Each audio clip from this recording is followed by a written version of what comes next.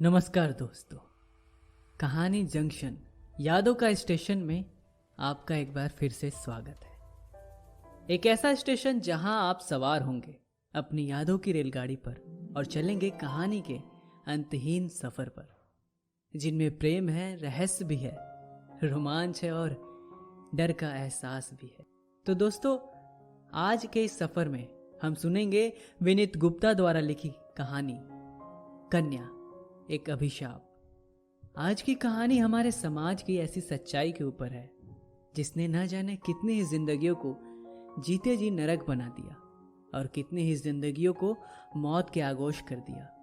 तो चलिए शुरू करते हैं आज की कहानी। आज की हमारी कहानी है ज्योति और दीपक की।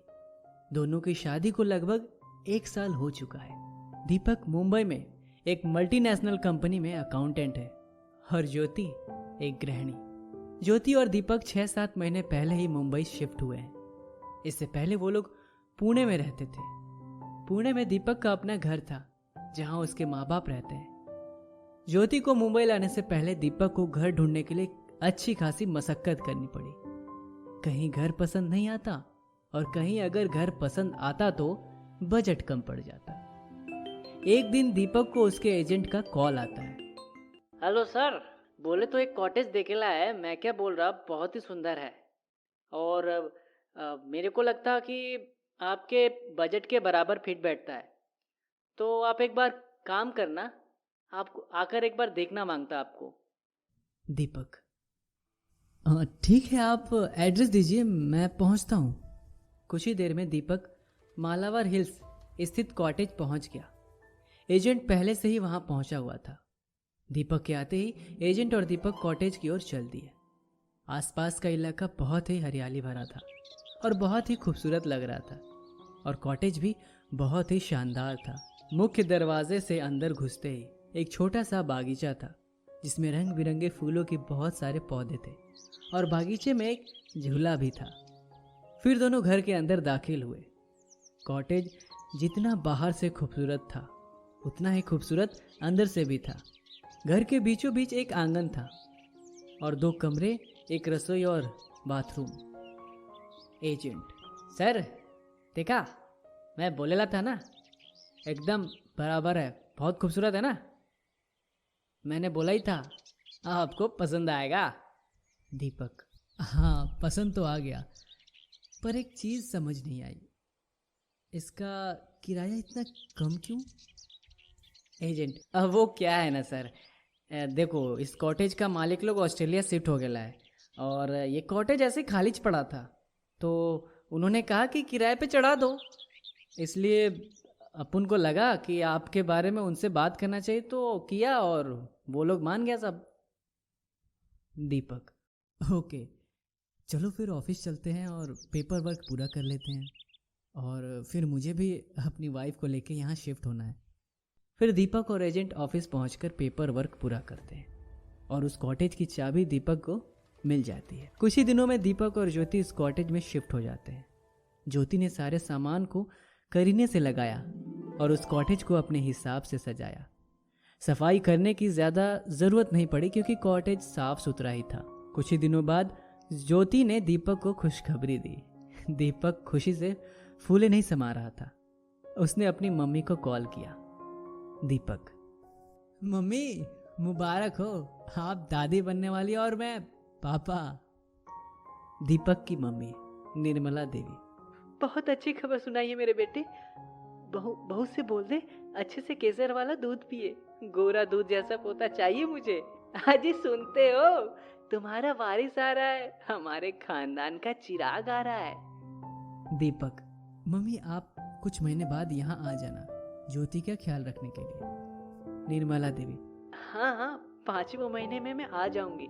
तब तक तू बहू को बोल ज्यादा काम नहीं करेगी और तू घर का काम करने के लिए नौकरानी रख ले, बहू को सहूलियत मिलेगी। दीपक: जी मम्मी, आप अपना ख्याल रखिए, अभी कॉल रखते हैं। इतना कहकर दीपक कॉल कट करता है और ज्योति को सब कुछ बताता है और एक नौकरानी को भी कह देता है ज्योति का ख्याल रखने के लिए। कुछ महीनों तक सब कुछ सही रहता है, पर कुछ महीनों बाद ज्योति को एक अजीब सा एहसास होने लगता है, जैसे जैसे उसे रात को एहसास होता है कि कोई उसके पैर दबा रहा है। कभी कभी उसे महसूस होता है कि कोई उसके छोटे मोटे काम कर रहा है, जैसे बर्तन साफ करना, बाथरूम साफ करना इत्यादि। ज्योति यह सब दीपक को बताती है, पर दीपक उसे यह कहकर टाल देता है कि यह सब उसका वहम है और साफ सफाई तो नौकरानी करती होगी। इतना कहकर दीपक अपनी मम्मी को लेने बस टर्मिनल चला जाता है। ज्योति भी यही मान लेती है कि यह उसका वहम है और अपने डेली के कामों में लग जाती है। थोड़ी ही देर में दीपक और निर्मला देवी भी घर में आ जाते हैं। निर्मला देवी आते ही ज्योति को डांट लगाती है, तुम्हें बोला था ना कि घर में काम नहीं करने, अगर बच्चे को कुछ हो गया तो। ज्योति, अरे नहीं माँ जी, मैं तो बस बर्तनों को समेट रही थी, सारा काम तो नौकरानी ही करती है। निर्मला देवी शांत हो जाती है और हॉल में रखे सोफे पर बैठते हुए कहती है, मैं गोंद के लड्डू लेके आई हूँ, अब से जब तक बच्चा जन्म नहीं लेता तुम्हें एक एक लड्डू रोज खाना है। ज्योति, ठीक है माँ जी, मैं ये जरूर करूंगी। ज्योति अपने कमरे में जाकर लेट जाती है। निर्मला और दीपक वहीं हॉल में बैठकर बात कर रहे होते हैं। निर्मला देवी, तूने बहू की सारी जांच करवा ली या नहीं? वो क्या कहते हैं, हाँ अल्ट्रासाउंड और सोनोग्राफी वगैरह। दीपक, माँ अल्ट्रासाउंड तो करवा लिया था, सब नॉर्मल था, और सोनोग्राफी की क्या जरूरत है? निर्मला देवी, अरे जरूरत क्यों नहीं है, पता तो चले कि आखिर उसके पेट में क्या पल रहा है, हमारा वारिस या फिर अभिशाप। दीपक, माँ ऐसा काहे कहती हो, लड़का हो या लड़की है तो अपना ही ना।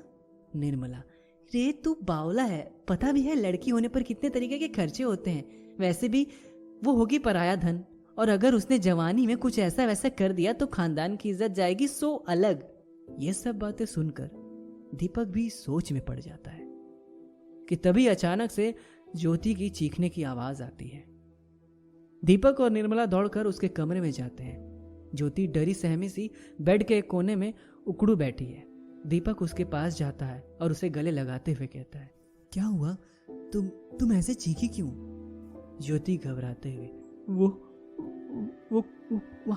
वहां कोई है, उसने मुझे छुआ, उसके हाथों का स्पर्श महसूस हुआ, मैंने तुमसे कहा था ना कि कोई है, तुम मेरी बात मानते ही नहीं हो।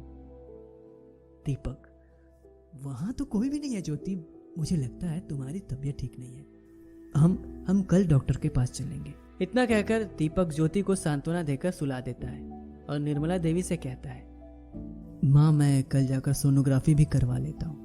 अगले दिन दीपक और ज्योति दोनों हॉस्पिटल जाते हैं और वहाँ ज्योति की सोनोग्राफी की जाती है, जिससे पता लगता है कि उसके पेट में एक लड़की पल रही है। ज्योति बहुत खुश होती है और कहती है कि हमारे घर लक्ष्मी आने वाली है। दोनों वापस घर आते हैं और दीपक अपनी माँ को सब बता देता है, तो उसकी माँ गुस्सा होते हुए कहती है, अरे कैसी कुलक्षणी है ये, एक बेटा भी नहीं जन सकती, मेरे खानदान को एक चिराग नहीं दे सकती। और गुस्से में आंखें तरते हुए दीपक से कहती है कि कल जाकर इस बच्ची को अबॉर्ट करा कर आओ, ये बच्चे इस दुनिया में नहीं आने चाहिए। निर्मला देवी का इतना कहना था कि पूरे कॉटेज का माहौल ही बदल गया। पूरे कॉटेज में हवाएं चलने लगी, सारे बर्तन इधर उधर गिरने लगे, सारा सामान इधर उधर बिखरने लगा। ऐसा लग रहा था कि तूफान आ गया। और तभी ज्योति निर्मला की तरफ देखते हुए एकदम से चीख पड़ती है। निर्मला के पास एक औरत का साया था, खुले बाल, आंखों में अंगारे, चेहरे पर गुस्सा लिए हुए वो साया निर्मला को घूरे जा रहा था। अचानक से उस साये ने निर्मला का गला पकड़ा और उसे जमीन से 2 फुट ऊपर उठा लिया। निर्मला तड़पने लगी और अपने आप को छुड़ाने की नाकाम कोशिश करने लगी। साये ने उसे उठाकर दीवार पर फेंक कर मारा। निर्मला के सिर से खून निकलने लगा। तभी वो साया उसके पास आया और गुर्राते हुए बोला, अगर उस बच्ची को नुकसान पहुंचाने की सोच भी अपने दिमाग में लाई तो मैं तुम्हें जिंदा नहीं छोड़ूंगी। और इतना कहकर वो साया गायब हो गया और कॉटेज का सारा सामान अपनी अपनी जगह पर वापस चला जाता है। ऐसा लगता है कि कुछ हुआ ही नहीं था। दीपक और ज्योति डरे सहमे से धीरे धीरे निर्मला के पास जाते हैं और उसे उठाते हैं। निर्मला अभी भी खौफ से कांप रही थी। दीपक और ज्योति को कुछ समझ ही नहीं आ रहा था कि क्या हुआ। वो दोनों अभी भी अचंभे में थे। दीपक निर्मला की मरहम पट्टी करके उन्हें अपने कमरे में लेटा देता है और ज्योति अपने कमरे में लेटी थी। उसे अभी भी अपनी आंखों पर विश्वास नहीं हो रहा था। दीपक दोनों को छोड़कर आसपास के लोगों से कुछ पूछताछ करने के लिए निकलता है तो उसे एक बुजुर्ग मिलते हैं। वह उनसे अपने साथ घटित सारी घटना का जिक्र करता है। बुजुर्ग थोड़ा हैरान होते हुए, बबुआ, इस कॉटेज की पहली मालकिन की मौत इसी कॉटेज में जलने से हुई थी और मौत के वक्त वो गर्भवती थी। कहते हैं कि उसकी सास और पति ने मिलकर उसकी हत्या करी थी, पर कोई सबूत न होने की वजह से किसी को सजा नहीं हुई। उसकी मौत के कुछ ही महीनों के बाद उसकी सास भी रहस्यमय तरीके से गायब हो गई। फिर उसके बाद उसका पति ये देश छोड़कर विदेश चला गया। इसके अलावा हमें कोई जानकारी नहीं है बेटा। इधर ज्योति अपने कमरे में आराम कर रही थी कि तभी उसे अपने पैरों पर किसी का हाथ महसूस होता है और घबरा जाती है और चिल्लाती है, कौन है? कौन है जो मेरे पैर दबा रहा है? तभी वो साया फिर से उभर कर आता है, पर इस बार बिल्कुल शांत, चेहरे पर ममता के भाव, और कहता है, मैं कन्या हूं दीदी। ज्योति घबराते हुए, मैंने तुम्हारा क्या बिगाड़ा है? मेरे पीछे क्यों पड़ी हो? कन्या, नहीं दीदी, मैं तो आपकी मदद और सेवा कर रही हूँ। आपके पेट में एक कन्या पल रही है, मैं उसकी रक्षा कर रही हूँ इन जालिमों से, वरना ये जालिम उसे जन्म नहीं लेने देंगे, जैसे उन्होंने मेरी बेटी के साथ किया था। इतना कहते हुए साय की आंखों में आंसू आ जाते हैं। अब ज्योति का डर थोड़ा कम होता है। वो आगे आते हुए उससे पूछती है, क्या हुआ था तुम्हारे साथ? कन्या, मैं और मेरे पति सुमेश इस कॉटेज में अपनी सास के साथ रहते थे। मैं 6 महीने की गर्भवती थी, पर मुझ में इस बात का बिल्कुल भी उत्साह नहीं था। मुझे बल्कि डर लग रहा था। मैं पहले भी गर्भवती हुई थी, पर उस वक्त मेरा गर्भपात हो गया था। मुझे डर था कि कहीं इस बार भी वैसा कुछ न हो जाए, पर मेरी सास मुझे सांत्वना देती थी कि कुछ नहीं होगा, इस बार सब कुछ सही होगा। वो हर हफ्ते मुझे हॉस्पिटल लेकर जाकर मेरी सारी जांच करवाती थी। मैं बहुत खुश हुई कि मुझे इतनी अच्छी सास मिली है। मेरी गर्भावस्था का 4था महीना शुरू हो गया था। अब मेरी सास ने मुझे कोई भी भारी काम करने से मना कर दिया था, तो मैं बस आराम करती थी। सब कुछ बहुत अच्छा चल रहा था, पर उस दिन हॉस्पिटल से आने के बाद मेरी सास का व्यवहार मेरे प्रति बदल गया था। मुझे कुछ अजीब लगा, पर मैंने ध्यान नहीं दिया। एक दिन मैं अपने कमरे में आराम कर रही थी, तभी मुझे अपने ऊपर कुछ दबाव सा महसूस हुआ। मेरी सांसें उखड़ने लगी, मैं छटपटाने लगी। मैंने पूरा जोर लगाकर उस इंसान को धक्का दिया तो जो तकिए से मेरा गला दबा रहा था वो और कोई नहीं, मेरी अपनी सास थी। मैं खांसते हुए उठी रही थी कि अचानक से उन्होंने मेरे सिर पे किसी चीज से जोरदार वार किया और मैं वहीं गिर पड़ी। क्यों माँ जी, क्यों? मेरी सास दांत पीसते हुए बोली, 2 बार गर्भवती हुई और दोनों बार अपनी कोख में अभिशाप ही लेकर आई।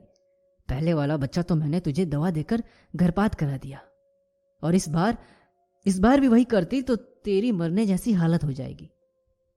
जब तू मुझे मेरे खानदान का वारिस नहीं दे सकती तो तेरा क्या फायदा? सोमेश दूसरी शादी तब तक नहीं करेगा जब तक तू जिंदा है, क्योंकि वो तुझे बहुत प्यार करता है, इसलिए तुझे मरना होगा। फिर सोमेश को मिलेगी दूसरी पत्नी और मुझे मेरा वारिस। इतना कहकर उसकी सास ने कन्या पर एक और वार किया और उसकी सांसें हमेशा के लिए बंद हो गई। जब कन्या मर गई तब उसकी सास ने पूरे कॉटेज में आग लगा दी, जिसमें कन्या का बेजान जिस्म भी जल गया। इस तरह मैं भी भ्रूण हत्या की बलि चढ़ गई। मेरा शरीर तो मर गया पर मेरी आत्मा को मुक्ति नहीं मिली। मेरे अंदर गुस्सा भरा हुआ था और मैं आखिरी बार सुमेश से मिलना चाहती थी, पर सुमेश मेरे मरने के बाद इस घर में आया ही नहीं। मेरी मौत के कुछ दिन बाद मेरी सास एक दिन कॉटेज पर आई। मुझे उसे देखकर मेरी मौत का पूरा दृश्य याद आ गया और मैंने उसे उसी तरह मारा जैसे उसने मुझे मारा था, और उसे मारने के बाद उसके शरीर को आग में जला दिया और कॉटेज के बाहर बागीचे में उसकी राख को बिखेर दिया। सबको यही लगा कि वो कहीं गायब हो गई। फिर जब तुम और दीपक यहाँ रहने आए तो मुझे ऐसा लगा जैसे मेरे और सुमेश की परछाई यहाँ आई है। फिर जब तुम गर्भवती हुई तो मैं बहुत खुश हुई, तभी मैं तुम्हारी सेवा करने लगी। पर जब तुम्हारी सास आई तो मुझे उसमें अपनी सास दिखी, इसलिए मैंने वो सब किया। कन्या की कहानी सुनकर ज्योति की आंखों में आंसू आ जाते हैं। वो कहती है, तुम्हारे साथ बहुत ही बुरा हुआ, पर मेरी सास ऐसी नहीं है। हाँ, पोते की चाह ने उन्हें अंधा जरूर कर दिया है। दीपक और निर्मला भी दरवाजे पर खड़े होकर पूरी कहानी सुन रहे थे। तभी निर्मला ज्योति के पास आती है और रोते हुए कहती है, बेटी मुझे माफ कर दे, मैंने सब कुछ सुन लिया। मैं सच में पोते की चाह में अंधी हो गई थी। वो कन्या को देखते हुए कहती है, मैं इस लड़की को अपनी सिर आंखों पर बिठा रखूंगी। फिर उसके बाद सब खुशी खुशी रहते हैं। कन्या का साया ज्योति का एक बड़ी बहन की तरह ध्यान रखता है, उसे किसी भी तरीके की तकलीफ नहीं होने देता है। 5 महीने बाद ज्योति एक सुंदर सी लड़की को जन्म देती है। देखने में बिल्कुल दूध जैसी सफेद और चेहरे पर एक अलग ही तेज। निर्मला उसे अपनी गोद में लेती है और खुश होते हुए दीपक से कहती है, मुबारक हो बेटा, ये देख तुझे कन्या हुई है। कन्या एक वरदान।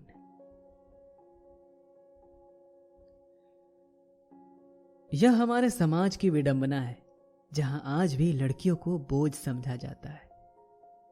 लोगों को बहू तो चाहिए पर बेटी नहीं, बीवी तो चाहिए पर बेटी नहीं, मां तो चाहिए पर बेटी नहीं। नवरात्रों पर कन्या का भोजन खिलाना है पर बेटी नहीं चाहिए। यह हमारे समाज की जीवंत सच्चाई है कि आज भी हमारे देश के कई हिस्सों में लड़कियों को गर्भ में ही मार दिया जाता है, और अगर किसी तरह उनका जन्म हो भी जाता है तो उन्हें जन्म लेने के बाद मौत के आगोश कर दिया जाता है, और इन सब का कारण माना जाता है लड़की को ही। जबकि बच्चा लड़का हो या लड़की, ये औरत पर निर्भर नहीं करता। पर हमारा पुरुष प्रधान समाज इस बात को स्वीकार ही नहीं करना चाहता। अंत में बस इतना कहना चाहूंगा कि एक लड़का होगा तो वो बस एक घर रोशन करेगा, पर एक लड़की 2 परिवारों को रोशन करेगी। इसीलिए तो कहता हूं, कन्या एक वरदान।